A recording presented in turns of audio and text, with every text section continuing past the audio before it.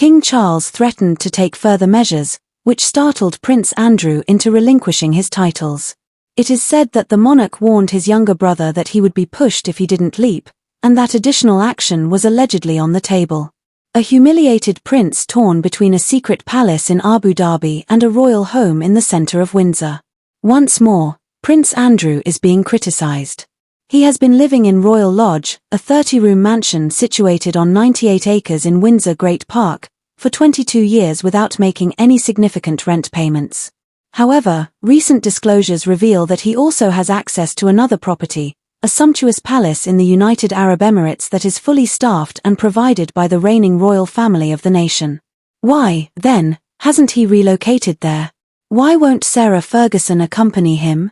And what is the true significance of his connection to Switzerland and the Gulf? The Queen Mother's former residence, Royal Lodge, was leased to Prince Andrew for 75 years in 2003. For the lease, he made an upfront payment of £1 million.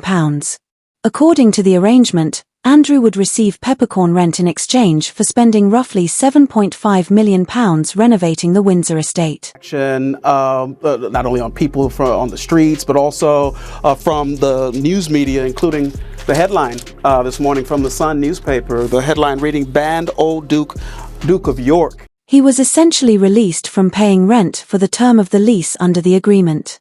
He can stay until 2078, and the Crown Estate will have to pay him about £500,000 if he departs before then. There has been instant public outcry.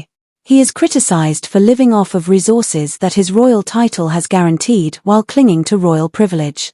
According to reports, Andrew has rebuffed King Charles's request to leave the Royal Lodge and go to a smaller home like Frogmore Cottage in an effort to streamline the monarchy. According to sources, Andrew is fighting to maintain his Windsor estate, but the ruling Nan family has given him and Sarah Ferguson a magnificent mansion in Abu Dhabi, 3,400 meters away. The Emirati royal household is claimed to maintain the property and staff it year-round. I'd hoped that statement on Friday ahead the release of this book would draw a line over the Prince Andrew and Epstein scandal. It hasn't, and here's all the latest that you need to know. First, what's it mean for the royal family? Well, Prince Andrew may be their relative and deny all the allegations against. It is thought to be located in one of Abu Dhabi's upscale private estates close to the Cornish coast, where visiting monarchs and dignitaries are frequently welcomed. No address has ever been published, and there are no confirmed photos. Insiders, however, characterize it as a contemporary palace with private rooms, marble halls, and beautifully landscaped gardens. A lavish home constructed for visiting dignitaries. Depending on its size and degree of protection, experts believe that a property of this size in Abu Dhabi could easily be worth between 10 and 15 million. However, it is said that the Emirati royal family, not Andrew or Ferguson, still owns the property. It seems to be a hospitality agreement rather than a title one. Despite the luxury, neither Sarah Ferguson nor Andrew Ferguson have indicated that they plan to move. Says he's giving up his royal title of Duke of York, a move that further distances him from the royal family. So in a statement, the 65-year-old said the continued accusations about him distract the work of his brother King Charles III and the wider work of the royals. It is reported that Sarah detests the intense heat in the Gulf. Additionally, Andrew apparently prefers the social scene in Windsor and London, finding the area too quiet. But there's more to it than that. Relocating to the UAE would be an unofficial exile and a public retreat. Andrew would have to give up what little of his royal identity he still has. Despite the scandal, Royal Lodge continues to be his final claim to royal privilege and his status symbol. Behind the scenes, he and Sarah are said to be afraid that if they left the property, their connection to the monarchy would be severed forever. Royal Lodge preserves them within the walls of Windsor, both literally and figuratively, despite the fact that they are no longer active royals. Andrew is said to be distraught over the prospect of being evicted from his palatial home in Windsor, with a dramatic cut to his yearly earnings looming in April. Andrew currently lives with his ex-wife Sarah Ferguson at Royal Lodge, a 30-room mansion in Berkshire, about 5 kilometres south of Windsor Castle. According to royal biographer Andrew Lai, Prince Andrew could move to the Middle East or Switzerland, where he had owned property, if he really wanted to escape the spotlight of Britain. The Abu Dhabi home might be a backup if his Windsor lease is terminated or public pressure grows too great. Lowy contends that if Andrew quits Royal Lodge, goes into exile overseas with Sarah Ferguson, and is essentially deprived of all his privileges, the story will cease to exist. Switzerland provides seclusion, discretion, and a more subdued appearance. The pre-arranged Gulf abode and hospitality are provided by the Middle East. Neither choice has been made public. Rather, Andrew stays in Windsor, shielded by the lease. The dispute remains unresolved. Andrew has a long history with the Gulf. He was the UK's special representative for foreign investment and trade from 2001 to 2011. Now, this saga's been going on for a long time, as we know. But one of the main issues is him at Royal Lodge. Vast mansion. It's in disrepair. Not as bad as people say. It's still, it's still got gardeners and it's still got people, servants and stuff like that there. A position that required him to travel throughout the Middle East on a regular basis, especially to Abu Dhabi in Dubai. The goal was to draw in Gulf investment and improve British economic ties. Andrew developed strong ties with local monarchy at that time, particularly the Yen family. Long after he resigned as trade envoy in 2011 due to growing criticism of his personal affiliations, those ties persisted.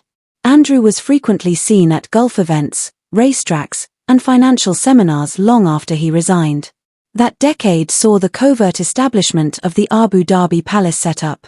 Even as his reputation deteriorated at home, he maintained a sincere, long-standing, and mutually profitable friendship with the royal family of the United Arab Emirates, which provided him with access, hospitality, and status.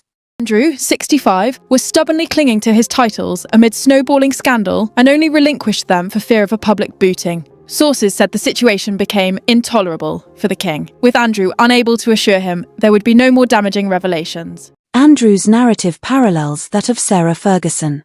She was once the Duchess of York, but since her ex-husband gave up his title, she is no longer using it. In response, she has dropped all allusions to her Duchess position and rebranded herself as just Sarah Ferguson. She has updated her social media sites. She is enraged about losing her status, but realistic about reviving her career, according to insiders. She has severed connections with a number of her previous business associates, sold her Belgravia home, and started pursuing new media endeavors under her own name. However, Sarah stays at Royal Lodge in spite of this change. According to friends, if she had the money, she would go. However, the lease at Windsor serves as an anchor for both of their finances, which are intricately linked. There have been rumors that she may move to the US, where she used to work in publishing and television. In the past, American viewers have been more understanding of her than the British media. However, no concrete proof of a planned migration has been found. Sarah's position about the UAE is unambiguous. She has no cultural connections there, doesn't like the heat, and hasn't expressed any interest in settling down in the Gulf. The contradictions inside the House of York are causing it to collapse. A family that once epitomized royal glitz is now subject to declining prestige and widespread disdain. Due to their father's scandals, Beatrice and Eugenie have stopped attending public gatherings. Concerned about a resurgence of scandal, charities associated with Sarah Ferguson have pulled away. The symbolism of Andrew's Royal Lodge is causing it to collapse. A prince with no visible income and no public backing finances a house that costs millions to maintain.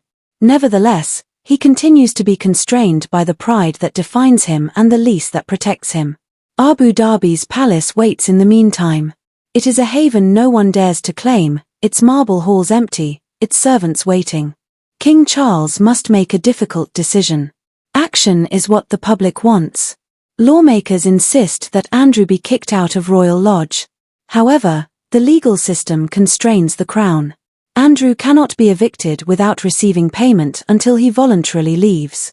His brother's resistance to letting go undermines the king's attempts to reduce the size of the monarchy. The royal brand is further damaged by every news story about unpaid rent and every disclosure about foreign properties. For her part, Sarah Ferguson might be getting ready for a new chapter devoid of royal titles or trappings. It will be interesting to watch if her next move leads her to America, another peaceful retreat in Europe, or just outside the royal walls. One shared demise, two mansions, and 2 lives. Clinging to Windsor is Prince Andrew. Reinvention is what Sarah Ferguson clings to. Their hidden home in Abu Dhabi is a reminder of their previous wealth. A reminder of the decline of the once glistening House of York. Even while the desert palace is peaceful, the scandal that surrounds it is everything but. What do you suppose they'll do next? Will they think about moving, or will they remain in the royal lodge?